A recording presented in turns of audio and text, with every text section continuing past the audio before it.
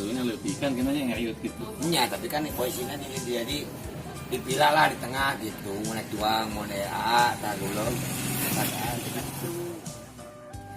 Kamu jadi ramai ya? Keman teh sistem ku acis ieu ku koin keman. Oh jika nu di mana? Jadi tiket pengitanya. Jika di nu lauk teh di aya ningan di nu kaki teh make koin teh. Nya ku koin keman. Jadi engke teh nu si pengunjung teh nukeurkeun acis ka koin eta. Mun ieu mah kasirna. Jadi nu jajan teh ku koin. Baranga. Kan nukeurkeunna kumaha? Lakona lain kabupaten teh mah provinsi. Ya tapi kan penataannya jadi teratur gitu. Nya teratur. Ai cek abdi mah lebih rumit teh sebenarnya. Nya cek bangsa urang mah, tapi kan kita mah hayang leuwih simpel. Nya.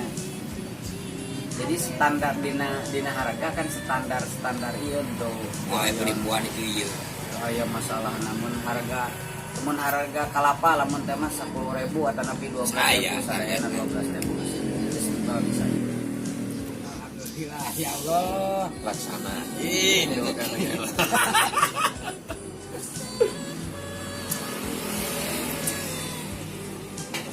Bisa mulai.